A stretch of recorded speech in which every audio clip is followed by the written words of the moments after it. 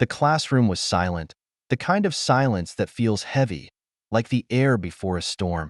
Every eye was fixed on the front of the room, where Professor Grayson, a man known for his sharp tongue and even sharper chalkboard equations, stood. With a smirk that could cut glass, his gaze landed on Marcus, the only black student in the room, who sat quietly in the third row. Marcus wasn't the type to draw attention to himself. He wore a faded hoodie, kept his head down, and always seemed to be scribbling something in his notebook. But today, Professor Grayson had other plans. "Mr. Johnson," the professor said, his voice dripping with condescension, "since you seem so disengaged, why don't you come up here and solve this problem for us? Let's see if you've been paying attention." The class shifted uncomfortably. Everyone knew this wasn't about solving a problem. It was about humiliation. Professor Grayson had a reputation for singling out students he deemed unworthy of his prestigious calculus class, and Marcus, with his quiet demeanor and unassuming presence, seemed like the perfect target.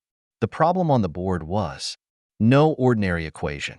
It was a complex, graduate-level integral that even the top students in the class would struggle with. Grayson's smirk widened as he gestured to the board. "Well, Mr. Johnson, the class is waiting." Marcus hesitated. For a moment, his heart pounding. He could feel the weight of everyone's eyes on him, the unspoken assumptions hanging in the air. But then, something shifted. He stood up, his movements calm and deliberate, and walked to the front of the room. As he picked up the chalk, the room seemed to hold its breath. What happened next would leave everyone, Professor Grayson included, stunned. But let's rewind for a moment. Who was Marcus Johnson, really? To his classmates, he was just another student trying to get through the semester. But there was more to him than met the eye. Growing up in a rough neighborhood where opportunities were scarce, Marcus had always found solace in numbers. Math wasn't just a subject for him. It was a language, a way to make sense of a world that often felt chaotic and unfair. By the time he was 12, he was solving problems that baffled his teachers.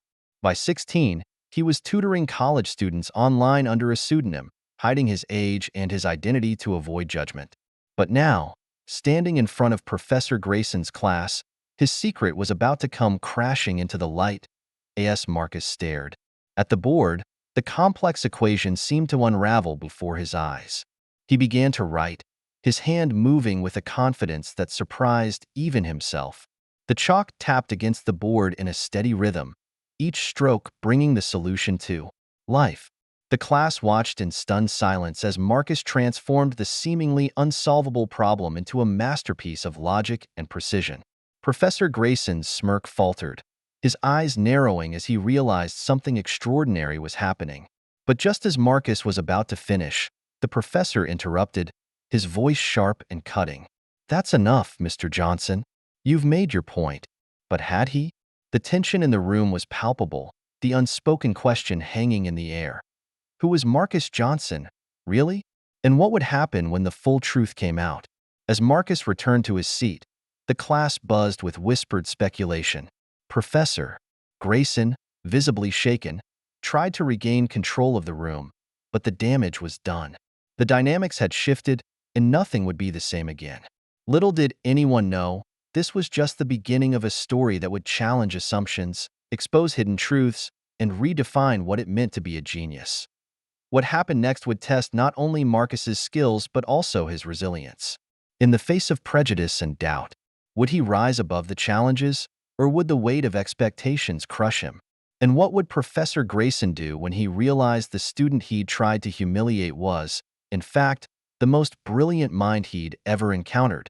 The answers were coming, but for now, the tension remained unresolved, the story hanging in the balance like an equation waiting to be solved. The bell rang, signaling the end of class, but the tension in the room lingered like a fog. Students shuffled out, casting sideways glances at Marcus, who was quietly packing his bag as if nothing had happened. But something had happened. The air was charged with curiosity, whispers spreading like wildfire. "Did you see that?" one student muttered to another. "How did he even know where to start with that problem?" Marcus didn't respond to the murmurs. He just slung his bag over his shoulder and headed for the door, his face unreadable. Professor Grayson, meanwhile, stood at his desk, pretending to organize his papers, but his hands were trembling slightly. He couldn't shake the image of Marcus at the board, solving a problem that should have been impossible for an undergraduate. It didn't make sense, and Grayson hated when things didn't make sense. Outside the classroom, Marcus walked quickly, his mind racing. He hadn't meant to show off. He never did. But something about the way Grayson had looked at him, like he was less than, like he didn't belong, had sparked a fire in him. For years, Marcus had learned to keep his head down, to blend in. Growing up in a neighborhood where survival often meant staying invisible, he'd mastered the art of not being seen. But math had always been his escape, his secret weapon. It was the one thing no one could take from him.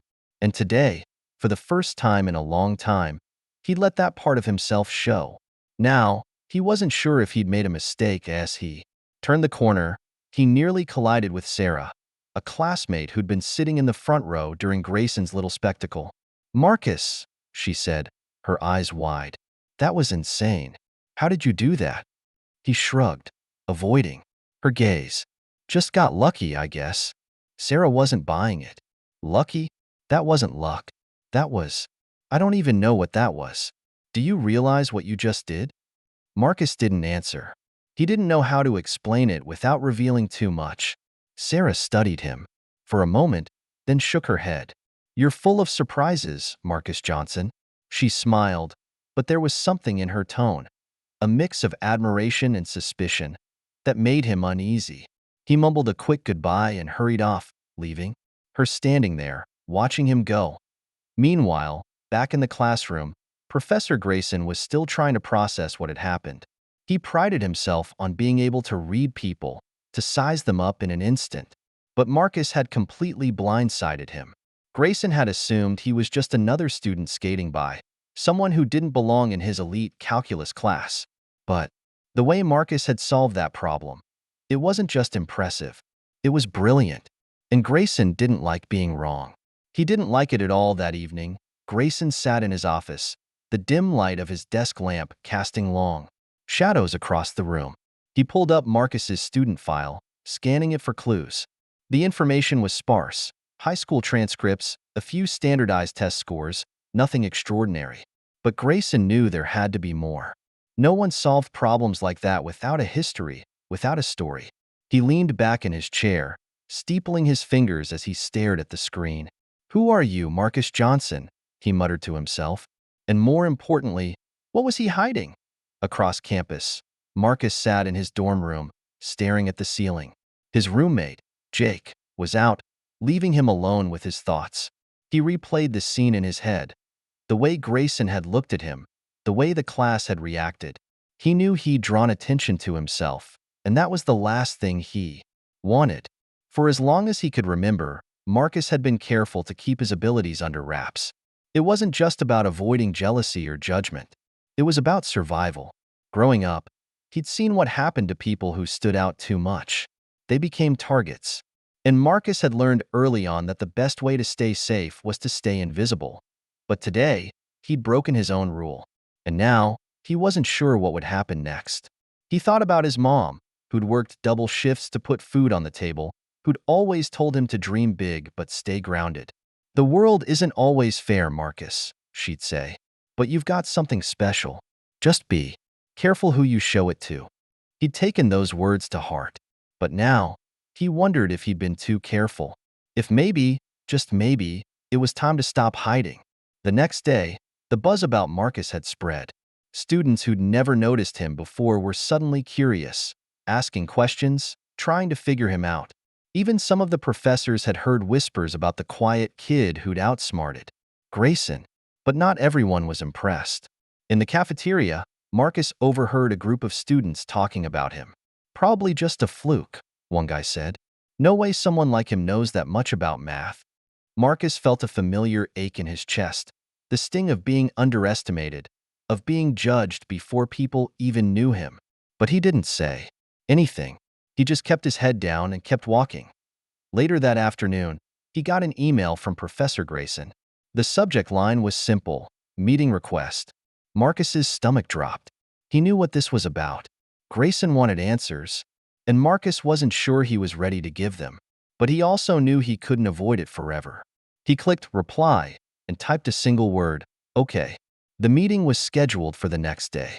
As Marcus walked to Grayson's office, his mind raced with possibilities. Would Grayson accuse him of cheating? Demand an explanation? Or, worse, would he try to expose him? Marcus didn't know. But he did know one thing. This wasn't just about math anymore. This was about power, about control. And Marcus wasn't sure if he was ready to fight that battle. When he reached Grayson's office, the door was slightly ajar. He knocked softly, and Grayson's voice called out, "Come in." Marcus stepped inside, the room feeling smaller. Then he remembered. Grayson was sitting behind his desk, his expression unreadable. "Sit down, Mr. Johnson," he said, gesturing to the chair across from him. Marcus obeyed, his heart pounding. For a long moment, neither of them spoke. Then Grayson leaned forward, his eyes narrowing. "Let's cut to the chase. Who are you, really?" The question hung in the air, heavy and loaded. Marcus hesitated, unsure how to answer. But before he could say anything, Grayson continued, "Because the Marcus Johnson in your file doesn't add up. Not with what I saw in my classroom. So I'll ask you again, who are you?" Marcus took a deep breath, his mind racing. He knew. This was the moment of truth. But the truth was complicated. It wasn't just about math. It was about his past, his struggles, his dreams. And he wasn't sure if Grayson, or anyone, was ready to hear it. As he opened his mouth to speak, the tension in the room was palpable. Whatever he said next would change everything. But before he could get a word out, Grayson's phone buzzed, breaking the silence. The professor glanced at it, his expression shifting. "We'll continue this later," he said abruptly, standing up. "But don't think this is over, Mr. Johnson. Not by a long shot." Marcus left the office, his mind spinning. He didn't know what Grayson had planned, but he knew one thing. The stakes had just gotten higher, and the game was far from over. As Marcus stepped out of Grayson's office, the hallway felt colder than usual, the fluorescent lights buzzing faintly overhead. He could still feel the weight of Grayson's question hanging over him. "Who are you, really?" It wasn't just a question. It was a challenge, a demand for answers Marcus wasn't sure he was ready to give. He walked slowly, his mind racing. What did Grayson want from him? Was this about pride, about proving a point? Or was it something deeper, something more personal? Marcus didn't know, but he could feel the walls closing in. For the first time in a long time, he wasn't sure if he could keep his secrets buried. Meanwhile, Professor Grayson sat back in his chair, staring at the closed door. He wasn't used to being outsmarted, especially not by a student. And Marcus Johnson wasn't just any student. He was an enigma, a puzzle Grayson was determined to solve. He opened Marcus's file again, scanning the sparse details. There had to be something he was missing. Grayson picked up his phone and dialed a number.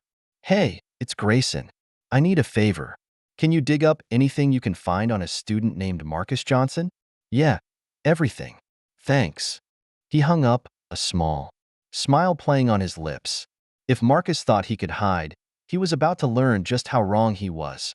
Across campus, Sarah was sitting in the library, her laptop open but her mind elsewhere.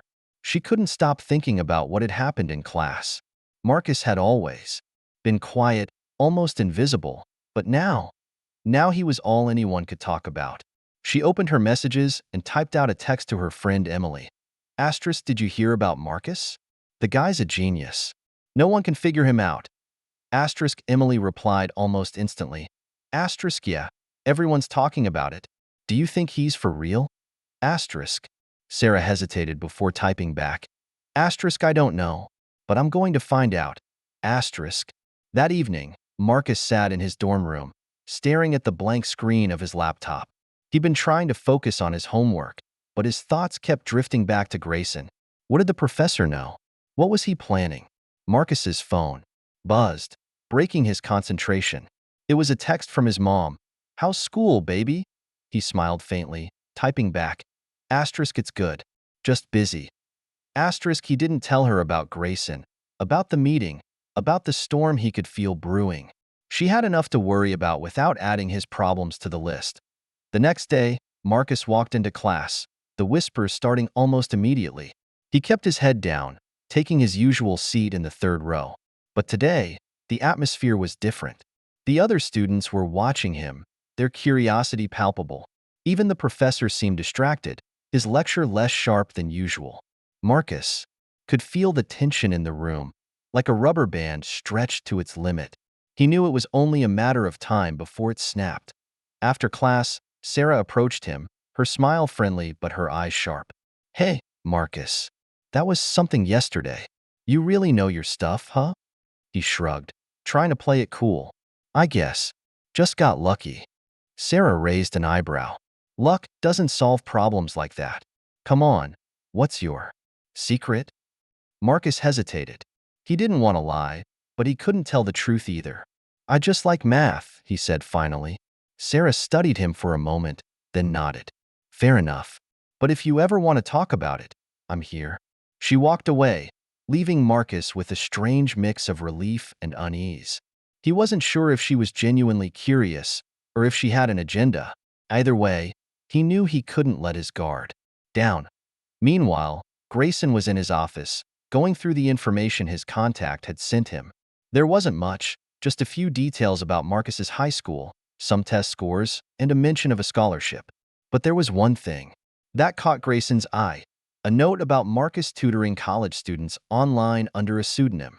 Grayson leaned back in his chair, a slow smile spreading across his face. So Marcus had been hiding his talents. That explained a lot, but it also raised more questions. Why had he kept it a secret?